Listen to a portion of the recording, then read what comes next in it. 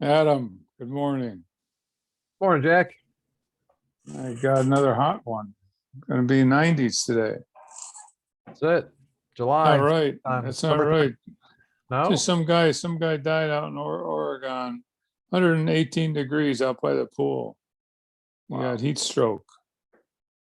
I believe it. 118 degrees. Holy crap. Like being in an oven. I mean, why would he even be out there? What is he doing out by the pool? You want to go hide somewhere in air conditioning, right? Well, I think a lot of those places might not have that, Jack. You know, the further north you get, people aren't necessarily not necessarily as good with having AC because they don't necessarily need it very often, you know. Yeah, no, man. What a way to go. That's But it. we're not that bad here yet. And Not New yet. York's firing salvos at us. You read that? Where a dreary day in New York is better than a sunny day in Cleveland. Yeah, it's written by somebody who's never been here, Jack. That's right. They don't know.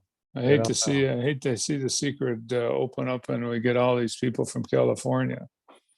That's it. They're all moving over to Texas. to. A lot of complaints there that the politics are changing in Texas because of all these lefties coming over there. Yeah, it's different. What are you going to do? People are going to move around, especially these days, Jack. Since COVID hit, and everybody's a lot of folks are now I'll call them more nomadic, right? Where they're able to kind of work from wherever and they can work remotely. So they're starting to embrace that and really start to have some hard discussions about where they want to stay and live and what do they want to be doing. So that's going to accelerate that process. Interesting. I mean, they're really doing it. There's always been a lot of talk and theories about, if you screw up the economy, the local economy, and excessive taxing and regulation in a state, people will get up and leave. They seem to be, when they say turn the other cheek about 5-6 times. Finally, they say that's enough. I got to get out of here. And they're starting to do it now. So we're living in very interesting times, to say the least. A lot of changes going on at once. And it doesn't feel like they're the good kind of changes. It doesn't feel like it. And little arrogance on our elected leaders, supposedly. I use that word loosely. And things are screwed up right now. So what do you do when your organization is rebuilding itself? And if we want to apply that to states, we can do it. If we want to apply it to businesses, we can do it. When is the time to rebuild? And how do they do it? How do you reinvent? How do you rebuild? How do you change the status quo? Pretty tough. It depends, though, on what we're trying to change. But when we're looking at a broad level, like states having to change, different departments, different resources within states, it can be extremely difficult and complex. And the same thing can be said of small businesses. Very true, Jack. Very true. Yeah, we're going to talk today about how to do that, how to rebuild that organization or reset it. And we'll talk a couple of different examples. And for those of you who are newer to the show, welcome to Dirty Secrets of Small Business. Glad to have you here. We talk about small business issues or topics, and the topic today again is about kind of rebuilding. And we're touching a couple different topics or examples of this. And one is a pretty well-known company that you've probably heard of, but the other ones may be companies you haven't heard of, but they're probably maybe more similar to you as from a small business standpoint. But I think that the lessons are applicable no matter how big or how small you are, because when it comes down to, I don't care if you got 1 employee or 10,000 employees, Jack, it comes down to people to a certain extent. So, and getting the organization right, can fix a lot of the problems. And when I say getting the organization right, it could be from a structural standpoint. We see that a lot, Jack, where people just don't have things organized in the right fashion, whether it be who's doing what duties, who's reporting to whom, just those kind of simple things. Or maybe more often the case is, well, having the right people, or as Jim Collins, a Good to Great, always says, having the right people on the bus and in the right seat on that bus. Okay.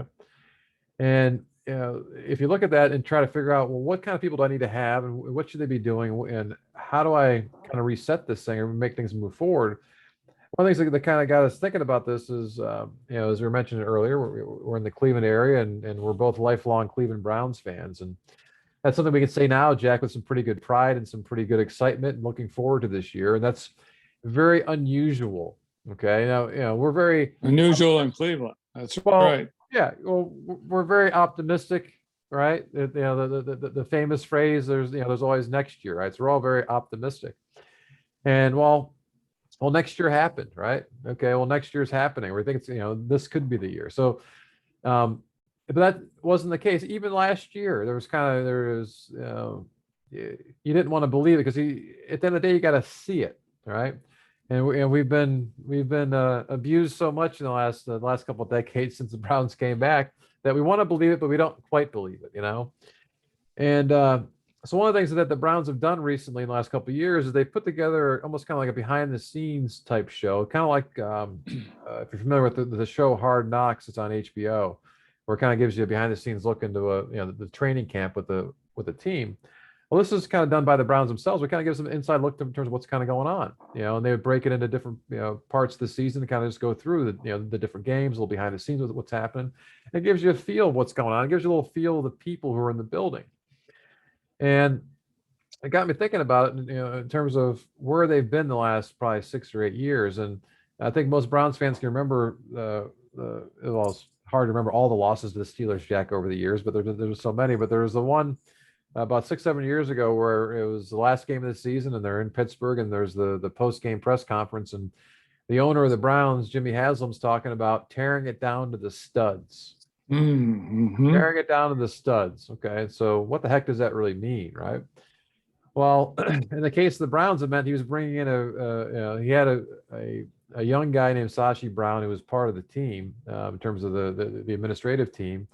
More a salary cap guy, legal guy. He's a very smart guy. He's a Harvard educated, I believe, or Ivy League for sure. But more of a numbers guy, let's say, versus let's say a football guy. Very young guy too. But what happened? A solid business guy, understood business and what was necessary. Right. Well, they tried, as we said, that they tried different structures, right, in terms of who's reporting to whom. When I say bring it down the stud, they're always like, hey, let's almost hit the full reset button here. Let's throw everything out, and let's kind of start from scratch. And so, depending who you talk to, the couple of years that Sashi Brown was the GM, some people may hate the guy and think he was terrible, because that was during the 1-15 and 0-16 time frames, Jack. So when you win one game in 2 years.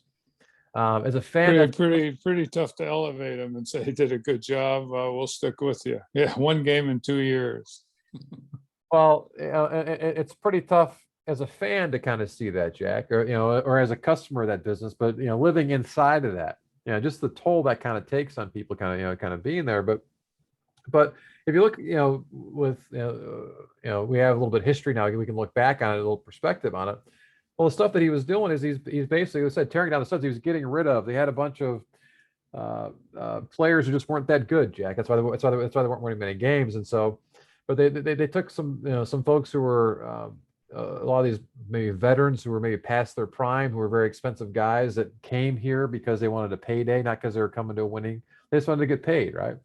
And they had one guy who was a receiver. His last name was Bo, who was, I think, a couple years in. They signed a couple-year deal for this guy. Reddick Bo. Okay, all right, and they have like an $8 or $10 million a year contract with this guy. And the guy, again, he caught like 10 passes, Jack. It was like $1 million a pass or catch or something like that. It was something crazy number, because the guy was just literally totally kind of checked out, was overweight. You could tell he just wasn't there. Well, that's a symptom of the underlying issue, right? That's kind of what Sashi had kind of come into. And so he cleansed he kind of got things kind of cleaned up from that standpoint in terms of getting folks out of the building who didn't quite belong. They also did something very unusual when it comes to the NFL. They were way underneath the salary cap, like 30, 40, $50 million a year that they could spend that they weren't spending on players, Jack. And well, why? Well, because again, aren't they trying to win? Well, they weren't necessarily trying to win right away, in the short term. they were trying to, again, try to rebuild things up. So he got things kind of cleaned up. He got, he got rid of some folks, traded some folks, compiled some assets, when it comes to the NFL, one of the big assets are draft picks. Okay. So you got a bunch of draft picks kind of coming in. And after a couple of years, I think they kind of realized, hey, we got this thing kind of, torn down and kind of positioned, but we need somebody to help us figure out getting good players here, getting good talent on board. And so that led to the termination of Sashi, and they replaced him with a guy named John Dorsey. And John Dorsey, his most recent 2 jobs were with the Cleveland Browns, before that with the Kansas City Chiefs. And he's the guy who helped draft Patrick Mahomes and rebuilt that team. That team's been in the Super Bowl the last 2 years, Jack, and they probably should have been the last 3 years, but they've been the championship. So he's done pretty good in terms of talent evaluation, getting good players there. And they were able to attract him because, again, they had a lot of money for salary cap room, and they had a lot of draft picks. So a guy like that, who's hey, that's like his perfect storm to be able to attract somebody like that. So they couldn't attract a guy like Dorsey, I think, a few years earlier, but because of where they were, they were progressing a little bit, Jack. Right? It's often hard to see that, but he comes into a team that, again, went 0-16. That's a team that he came into, the number 1 pick coming up, right? And he got a lot of talent. If you look at the roster today, a good chunk of the roster is, if you look at the moves that Sashi Brown did to get the picks, and then what Dorsey did with the picks, has been very, very good. So he got some talent down. So all of a sudden, the fan base, the customers are feeling good, Jack. So, hey, this thing's maybe kind of turning around. They're getting excited, and they can see some potential here. And one of the challenges, though, was, Jack, when you have, in terms of the key parts of the organization. So if you look at whether it's your business or looking at a football team, you have a GM, you have the coach, and you have the quarterback. Those are probably the 3 key positions. If you get those folks kind of aligned and it's fair to say that. I agree. Yep. And so, you can Google stories from, the Johnny Manziel days, Jack, to whoever, who was the guy that was texting down to the sideline, all the drama kind of going on that where there was misalignment between the GM and the coach and the quarterback. Right. And so here comes this, Dorsey coming in. He's got, all kinds of draft picks, including the number 1 pick. And of course, you got to pick a quarterback, all right? And he picks a guy, Baker Mayfield. Say what you want, but he was a Heisman Trophy winner. He felt good about the guy. There were a handful of guys that they were considering at that number of pick, but he made that pick with him. And I remember it like it was yesterday, Jack, when he made his first appearance on the field. It was a Thursday night game against the Jets, New York Jets, and it was the first half was going away. Many first halves have gone for the last 20 years for the Browns, Jack, where they were losing. They looked inept. They couldn't even make things happen. And all of a sudden, this guy comes on the field with less than 2 minutes to go in the first half because the quarterback, Tyrod Taylor, got hurt. And he comes on, and you can just see the way he throws the ball, the way the things he does. It's night and day. I'm not a football expert by any means, Jack, but just watching, I have eyes. I'm watching what's going on. You see the zip on the pass, you can feel the energy. You can just feel it. A whole change in the team. And what happens is, here is in the first game, he brings it back and they actually win the game. And the place is going nuts. It was the first win. They had the Bud White or the Bud Light coolers, Jack, that opened up, all the free beer for all the Browns fans for their first win. And and I forgot how many days it was, but it was almost almost 2 years from a calendar standpoint. So all of a sudden I said, like, the hopes are, okay, hey, we're feeling good. And again, we're very optimistic. We say, hey, maybe this is it, Jack. Maybe we have it. And they got rid of the coach during that year because they had, one of the things that Dorsey wasn't able to do was to hire his own coach. They kept Hugh Jackson. Okay. Hugh was the guy that went 1-15 and 0-16. And then he went 2-5-1, and they finally fired him during, halfway through that season. And they bring up, as one of your favorite guys, they bring up Freddie Kitchens as the O coordinator, and this guy, Greg Williams, who was the interim head coach. And lo and behold, the Browns did okay. I think they went 5-3 the last 8 games. Okay. Hey, pointing in the right direction. Everybody's kind of feeling very good. And now, okay, we're trying to figure out, okay, we think we have a quarterback, we have some good talent there. Do we have the right GM? Maybe. Okay, seems to be doing good from the talent standpoint. Well, who's going to be our coach now? And so they go on a coaching search. And they hire Freddie Kitchens, Jack. Freddie Kitchens. Boy, oh boy, what a name. What a name from the past. Now, if I'm honest, we all felt pretty good about Freddie to a certain extent. He was kind of a country bumpkin kind of guy to a certain extent. People, he had a little drawl and, from Alabama and doing his thing. But we liked what we saw with our quarterback, those last 8 games. And Freddie was getting a lot of credit for that. And I think rightly so. He was the O coordinator. But it's different being a head coach, Jack, versus being an O coordinator. And if you look at it from a business standpoint, if you try to make the comparisons, I mean, the head coach is more like a CEO type role versus the O coordinator, D coordinator. That's more on the product or service standpoint. Hey, you're in charge of the offense or defense, right?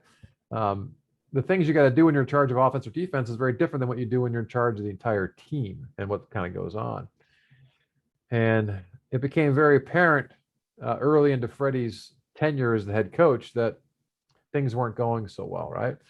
And he's way in over his head, to be the head coach. No, I mean, he just didn't have the gear.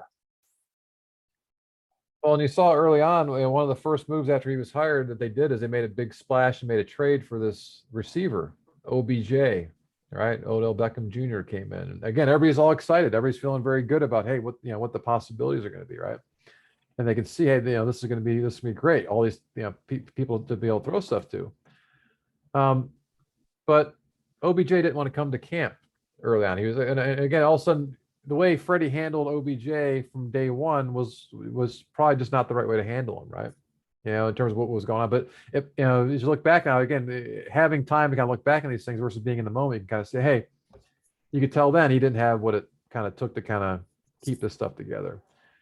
And so it didn't work out so well, Jack. Not only did it not work out so well for Freddie, it didn't work out so well for John Dorsey either. And they both got let go after that year. And hope springs eternal now because of what happened after that. They brought back a guy who had been with the organization for a couple of years named Andrew Berry to be the GM, but they also hired a coach. Kevin Stefanski is a guy they had interviewed along with Freddie Kitchens. Those two, as I understand, were the two finalists. As John Dorsey's trying to decide between Freddie Kitchens and Stefanski, he chose Kitchens. And it was the wrong choice. It was the wrong choice. So here we come now into this new year, and everybody's feeling very good because they're coming off a year where they were 11-5, Jack. They made the playoffs. They won a playoff game. And everybody feels pretty good because they have good alignment between those three key people. The GM, Andrew Berry, and Stefanski and Baker being the quarterback. They seem to kind of have, be on the same page. So we feel pretty good about this.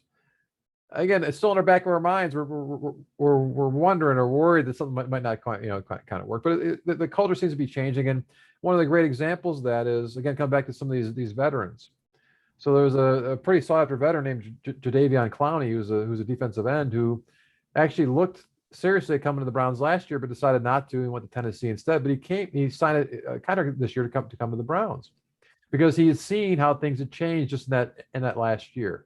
He could see it not only on the field, but I think the folks he's kind of talked to, and also now Cleveland's a place people want to come to play football, Jack.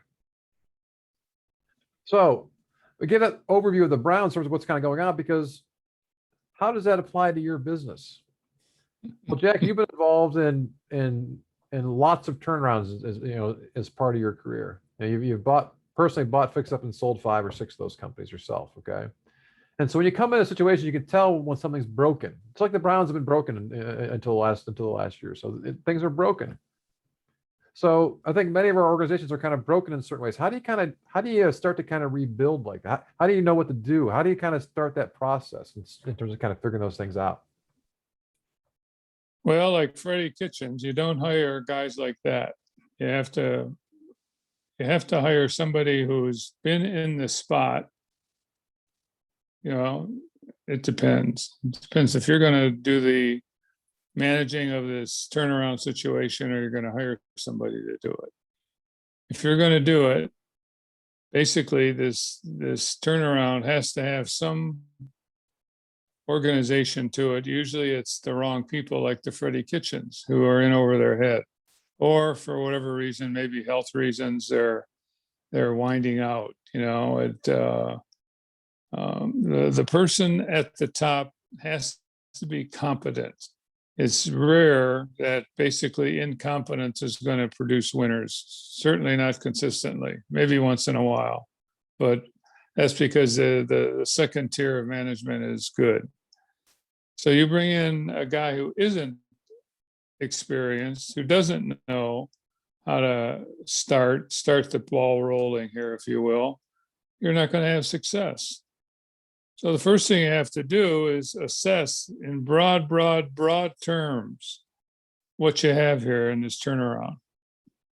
Who's in charge right now? Why did the company go down the tubes to the point where it's got to be turned around or it's going to be shot dead? What do you do first? Well, the first thing you do is meet the person in charge, walk through the turnaround, and look at the financial statements. And I'm not talking about the Browns, although it's the same thing. They they did this, especially on the organization piece.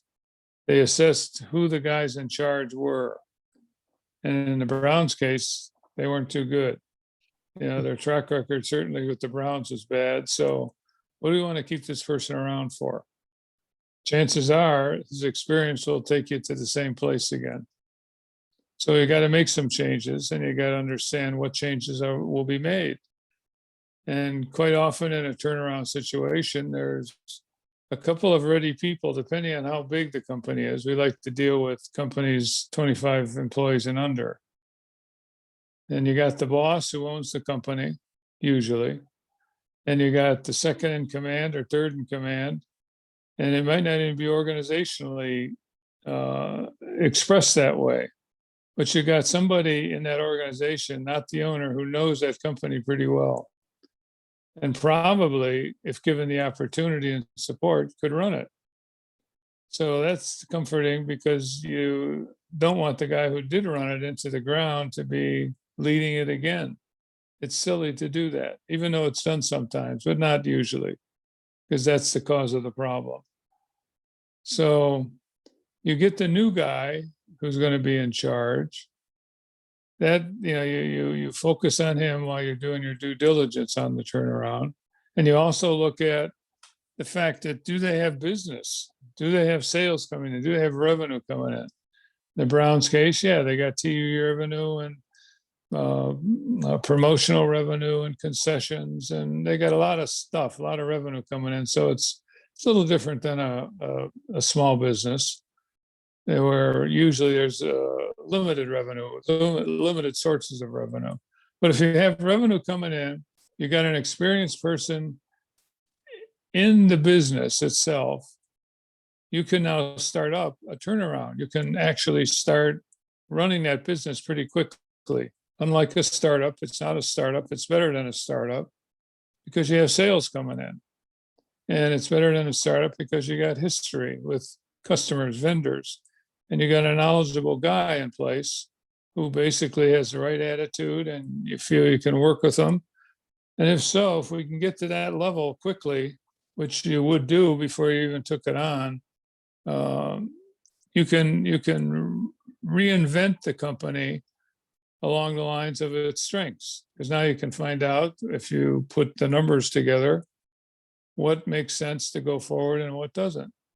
And while you're pondering that, and you got to do it pretty quickly, you got a couple of months there to get it in shape in that sense. You got product coming in through the sales or revenue lines that you've identified.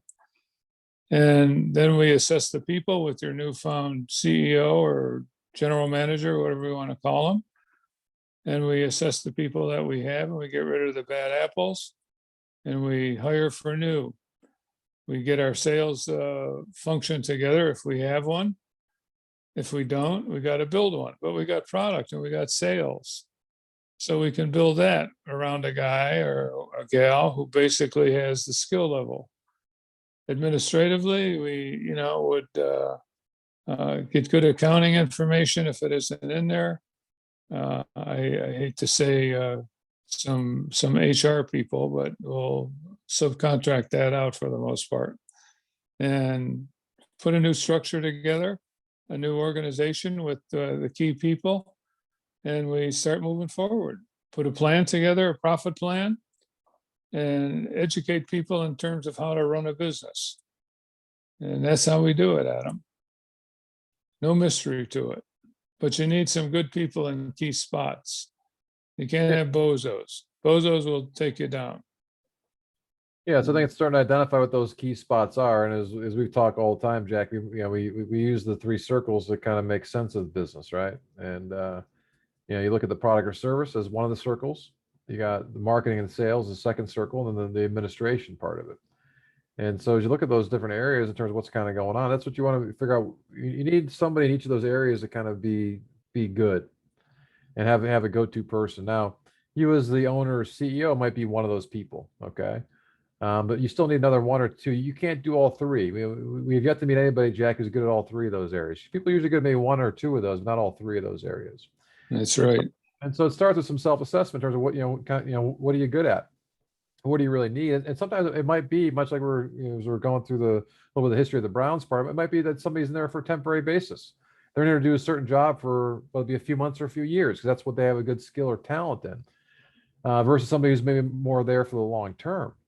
And be able to look internally and kind of see. That's like you said, Jack. If you have an existing company, you got people who are there. Are there some uncovered gems who are there that you haven't really kind of maybe noticed or haven't been able to engage in a way that might be the person right there underneath your nose? Maybe not. Okay, if that's not the case, okay, you have to go out and then find those people, as you're saying, Jack, which is very difficult to be able to kind of do that. But if you know what you're looking for, that's where it starts. So knowing what you're looking for to kind of find those people and be able to kind of bring them in is a big, it's a big challenge.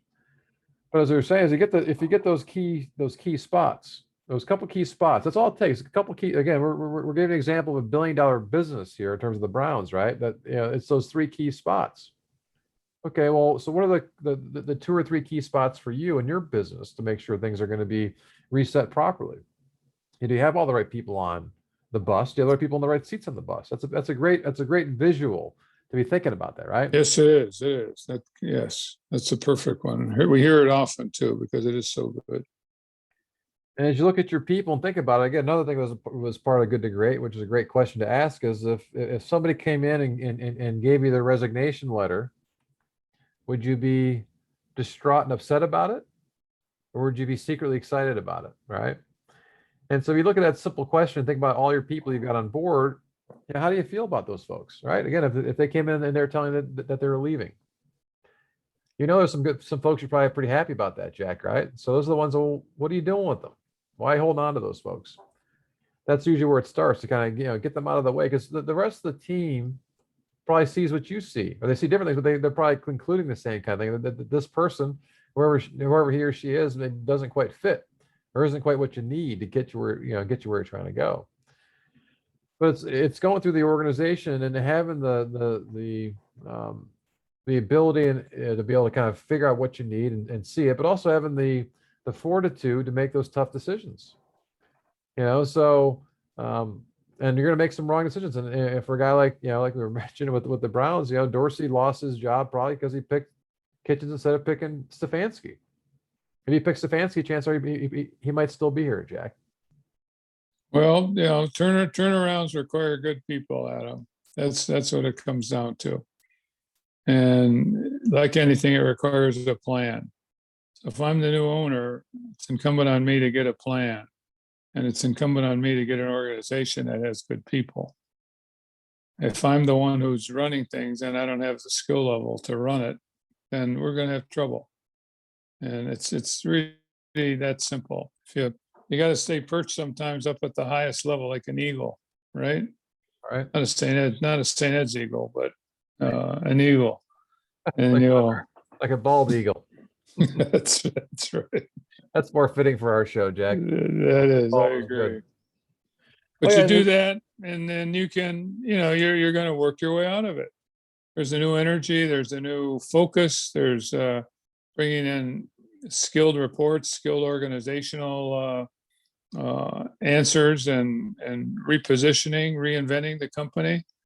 There's always good people, but they aren't usually in a turnaround situation, usually given the opportunity to, pull the wagon. So And so, yeah, you've been through this stuff personally, Jack, and whether it be, and like we said before, sometimes you may need to kind of tear it down to the studs. There was the one situation you got involved in that, they were, the company was doing 20 million in revenue a year and they're losing $1 million, right? Hmm. Well, the way you fixed that wasn't to grow it to 40 million bucks, is you brought it down to 5 million bucks. You needed That's right. to kind of purge a little bit and kind of, again, I'll call that almost kind of bring it down to the studs and figuring out, hey, get rid of this line of business that's losing us money, and get rid of these people and get these folks back on board. And all of a sudden, hey, in a very quick time frame, you're pointed in the right direction. All of a sudden, you're making money again, right? And versus, something like you mentioned before about having revenue. When you shared the story before, in terms of the Cleveland Armature, and walking into that place, you mentioned, seeing the UPS driver coming in, dropping packages off, picking things up. Okay, that's revenue. That's products coming and going. That's things happening, right? And so for that case, it was just getting things organized and getting some good people there and starting to kind of grow it, but building around a guy like Tetsu Hirono, who was your key production guy, right? Because you didn't know about winding armatures, but you understand about numbers and people and marketing, right? So you were able to kind of focus on those other two circles and let him focus on the production side of stuff, right? So there's lots of ways to make those things kind of happen. And again, as you look at your business, there's going to be a time when you need to do some reset. You need to do kind of a rebuilding a little bit, like from that standpoint, or just, again, adjust your organization. And if you're looking for some ways to add energy to your organization, that's a good way to kind of do it. You start to change the people in and out, people take notice. Otherwise, people can get into that kind of a rut a little bit, kind of doing what they're doing, or Very easy. Very easy. And again, there's no, if a turnaround has its advantages because of the people, the history, and the revenue coming in. If not, if you don't have those three things, you have a startup. And that's the difference. I would much rather work with a turnaround than a startup. Very difficult startups. yes, they are, Jack. All right. So I think that kind of covers, at least, what we wanted to kind of chat about today in terms of how do you kind of rebuild or reset things, to kind of give you some thoughts for that. Because again, I think it's something that people are thinking about now, especially kind of coming out of the pandemic to a certain extent, Jack, as well. So hopefully gave you some good ideas or some tips here, and you can kind of go research. If you're not a Browns fan, hopefully give you a little bit of history. And if you are a Browns fan, we'll give you a little perspective in terms of why you should feel very positive about where things are. And things didn't happen by accident. Things are on a pretty solid foundation right now. Yeah, that's our show for this week. Appreciate you being part of it. If you missed any of our prior shows, you get them all at dirtysecretsofsmallbusiness.com. If you have a smart device, you can go to whatever podcast player you use, Spotify, iHeart, Apple Podcast, whatever it might be. You can subscribe to Dirty Secrets of Small Business. It'll be delivered right to your smart device. Usually we drop a new show every Thursday. If you would love to, we'd love it if you'd leave a review for us. That'd be fantastic. And feel free to share it with your friends as well. If you have any questions or want to reach out to us, you can do that a couple ways. One is by email at radio@maximumvp.com, or you can give us a call, 877-849-0670. Be sure to tune in next week. We're going to talk about how do you tell your story, Jack? How do you tell your story? And a big part of this will be talking about, what do you talk about? We all have different messes in our lives and our businesses, but what do you let people into? How do you kind of present your story? How do you talk about how open or how not open should you be with stuff? We'll talk a little about that in terms of how do you kind of present and how do you tell your story as it relates to you and your business. So be sure to tune in for that next week. Good one. Good one. All right. So that's the show for the week. Again, thanks for listening. We'll talk with you all next week. Thank you, Adam.